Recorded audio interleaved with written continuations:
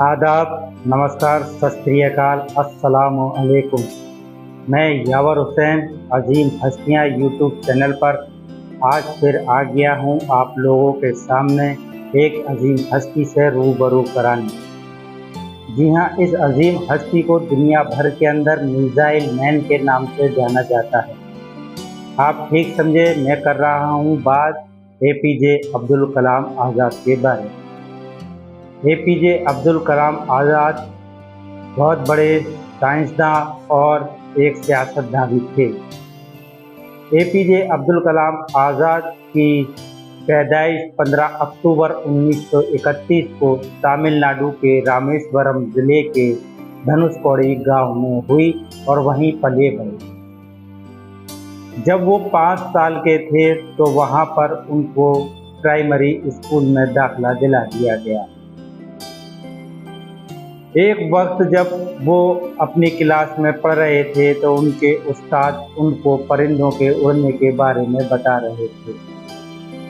वहाँ पे बैठे हुए तालिब इल्मों की जब समझ में नहीं आया तो वो उनको समंदर किनारे ले गए और वहाँ पर उड़ते हुए परिंदों के बारे में बताने लगे।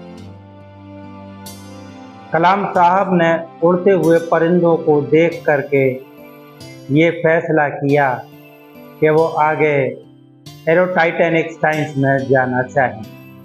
यूँ तो कलाम साहब को देश और विदेश से काफ़ी ज़्यादा मुआवज़ात यानी कि अवार्डों से नवाजा गया, जिसमें भारत का सबसे अजीम अवार्ड भारत रत्न भी शामिल है।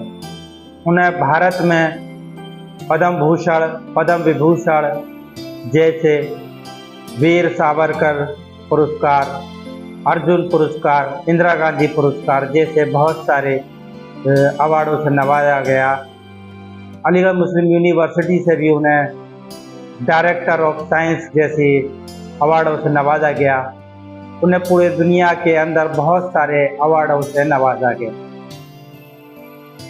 उन्होंने अपनी इब्तिदाई तालीम जारी रखने के लिए अखबारों को तकसीम करने का भी काम किया। उन्होंने भारत की ISRO Indian space research organisation में अपना एक अहम किरदार अदा किया। उन्होंने भारत की पहली सैटेलाइट को लॉन्च कराने में भी अहम किरदार अदा किया। उन्होंने भारत को अग्नि और पृथ्वी जैसे मिसाइल भी दिए, जिसकी वजह से उन्हें मिसाइल मैन के नाम से जाना जाता है। कलाम साहब 2002 से 2007 तक 11वें सदर के तौर पर भारत में अपनी खिदमत को भी अंजाम दिया।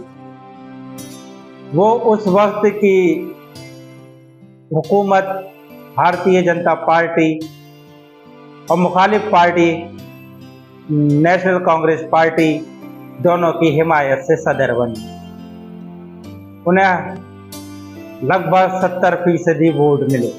उनका इंतकाल 27 जुलाई 2015 में शिलांग में एक प्रोग्राम के दौरान दिल का दौरा पड़ने से हुआ।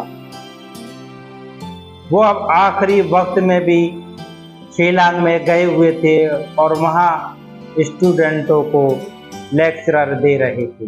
उन्होंने अपनी पूरी ज़िंदगी में साइंस के ऊपर काफ़ी जोर दिया और अपने भारत को ताकतवर बनाने में काफ़ी अहम किरदार अदा किया। कलाम साहब को वक्त वक्त पर बहुत सारे अवार्डों से नवाजा गया, जिसमें मुख्तलिफ अवार्ड जैसे हिंदुस्तान का भारत का सबसे बड़ा अवार्ड भारत रत्न भी दिया गया। भारत रत्न अवार्ड उन्हें 1997 में दिया गया। 1998 में उन्होंने न्यूक्लियर टेस्ट में भी कामयाबी हासिल की। उन्होंने भारत का सबसे पहला सैटेलाइट भी लॉन्च करने में अहम किरदार अदा किया। कलाम साहब ने वक्त वक्त पर भारत सरकार को बहुत सारे अपनी खिदमतों से अंजाम दिया। कलाम साहब ने 1962 में ISRO Indian space research organisation में अपनी शमूलियत को शामिल कर लिया और वो वक्त वक्त पर भारत के लिए नए नए प्रोजेक्टों में काम करते रहे, जिससे उन्होंने अग्नि और पृथ्वी जैसे मिसाइल भी तैयार किए।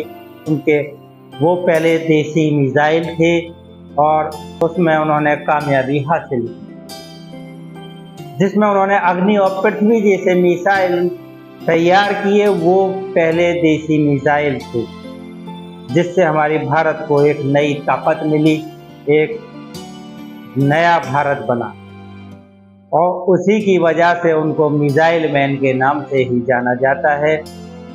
डॉक्टर अबुल कलाम आज़ाद को भारत के अलावा विदेशों में सिंगापुर, शिलांग जैसे और भी शहरों में और भी मुल्कों में नए नए अवार्डों से नवाजा गया, और जगह जगह जा कर के उन्होंने स्टूडेंटों को अपनी स्पीच से रूबरू किया। उन्होंने अपनी ज़िंदगी में 4 किताबें भी लिखी, जो किताबों को कई ज़बानों में तर्जुमा किया गया। तो आज हम आपको जिनसे रूबरू करा रहे थे, ये थे missile man APJ Abdul Kalam Azad, जिनसे हमने रूबरू कराया है। आपको आज की हमारी वीडियो कैसी लगी, ये आप हमको कमेंट करके बताइए।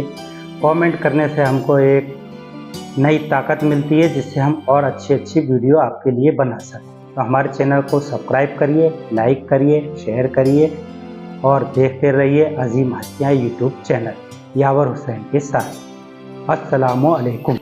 शुक्रिया, धन्यवाद।